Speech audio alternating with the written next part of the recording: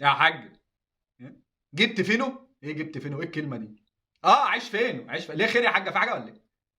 مدارس بكره؟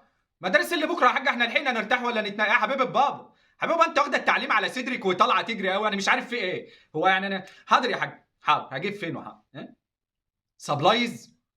يعني الكلمه دي يا حاج انا دفعتها اول السنه، دفعتها اول السنه، وانتوا قلتوا لي دي بتاعت الاشتراك سنوي باين او حاجه. لا يا حاج، ما هو انتوا مش هتروحوا تكسروه بقى ولا تضيعوه وتيجوا تقولوا عايزين واحد. اصل انا فاهم كل حاجه، انا فاهم الاسماء والكلام ده يا حبيب بابا.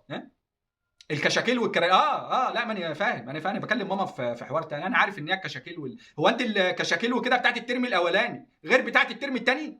لا والله. اللهم صل على النبي. ولا حماده، حماده ده بيجيبوا كشاكيل للترم الاولاني وكشاكيل للترم الثاني. الله يلا. حماده اخوك على فكره مقضي ابتدائيه كلها بكشكول واحد 60 ورق، يقلبوا من هنا ومن هنا ومن النص وبتاع، والدنيا خربان. لا لا لا، ده الدنيا كانت جميله ايامك يا حماده. ماشي ماشي يا حبيب بابا، حاضر حاضر يا حاج. وطبعا هتصحينا 5 الفجر والميس، وهنتاخر على الباص وبتاع ودنيا. الله. يلا يا حماده، انت كنت دي كان بينزل الساعه 11 ده، اخوك ده كان برنس، ولا حد ولا يصحى ولا نيل، بيروح بعد الفسحه. انت متخيله احنا كنا فين؟ والله العظيم ما عارف التعليم ده هيروح فين. يعني مش عارف، انا مش عارف انت بتتعلمي ايه. استغفر الله. حاضر يا حاج، هننزل نجيب فين وهنجيب السبلايز وهنجيب اللي انت عايزاه. حاضر.